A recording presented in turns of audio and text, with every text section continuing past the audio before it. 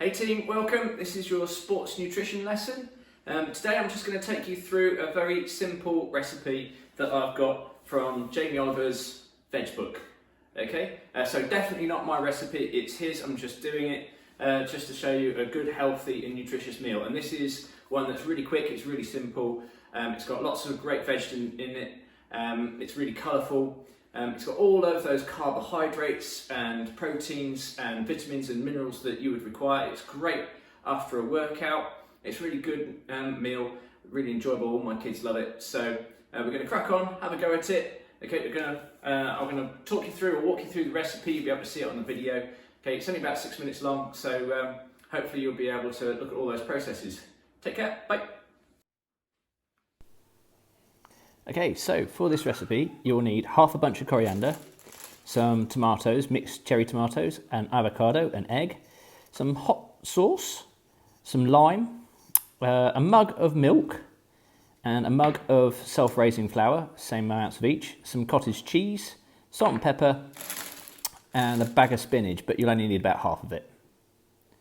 So to begin with, you cut the middle of the avocado out, you get rid of the stone and then just pop out the avocado. So run the back of the knife around the inside of the avocado and knock it out onto the surface. Do the same with the other half. And then once you've done that, then you chop it into slices.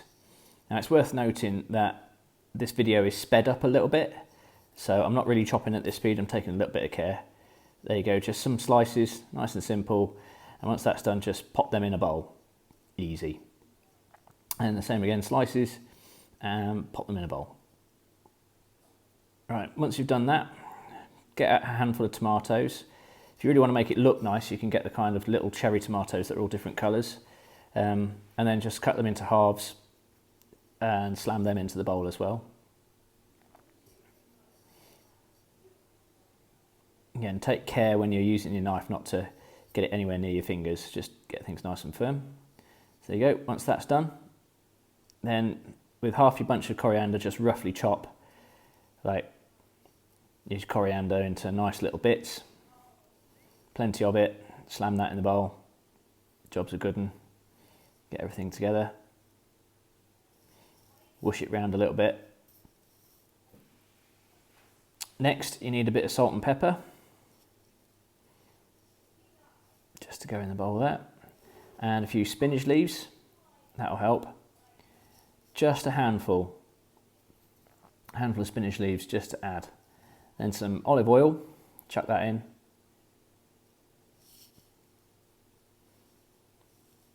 And then finally in this bit, just some lime. I had a bit of lime sitting in the fridge, so I'm just using about a quarter of the lime, just to throw that all over. And that lime juice on top of the avocado just helps keep it nice and fresh while you've got that bowl to one side. Then you need to make a batter.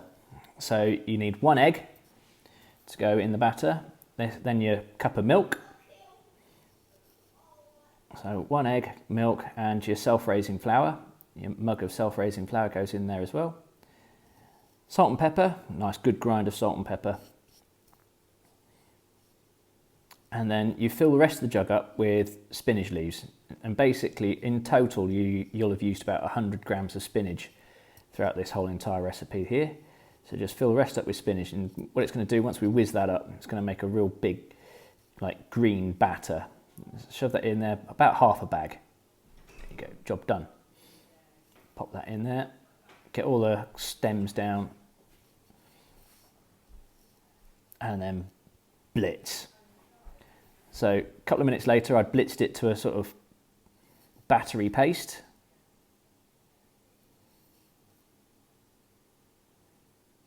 There you go, as you can see, it's nice and green. Thick consistency. If you're going to use a blender, make sure you put the lid on top of the blender. So there you go, a nice green batter. So then you get a nice big non-stick frying pan. Put some olive oil in it and get it nice and hot. Now I've shortened the sequence here a little bit, it took me a bit longer to get the pan nice and hot, but then you get a bit of kitchen towel, swish it round so that your whole frying pan has got a bit of heat and a bit of oil onto it, and then just create a nice circle of your green batter. Again, it should just creep around the pan so you get it nice there. And you can see it's light green at the moment.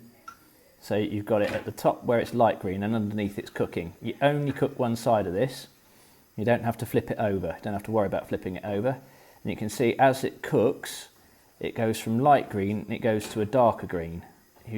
That's when you know it's cooked. You've got this darker green on top. Once you're happy with it and it's sliding around in the pan, you might need to lift it a little bit just to get it sliding around in the pan, but once you're happy with it and it's sliding around in the pan, you'll notice on the bottom of it, it's light brown, light brown and green, so just check that out, keep an eye on that. So once you're happy that you've got it sort of a light brown underneath and it's dark green on top, it's done.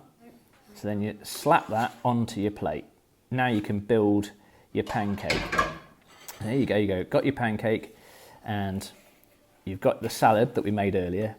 You're going to pop that sort of roughly on your pancake, like that. You've got this lovely colourful salad that's on top of that nice hot pancake. Then get some cottage cheese and just kind of dollop a line of cottage cheese down one side of the salad. So there you go. You can use quite a bit, doesn't really matter.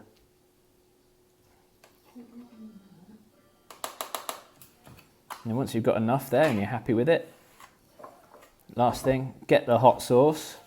You add this to your taste. If you want a few drops of it, put it in. If you don't want any of it, if you want loads of it, fine, up to you. Just put some drops of hot sauce in, and a final grind of salt and pepper, just a little bit. Then fold it over, and your green, veggie-filled, cottage cheesy pancake is good to go.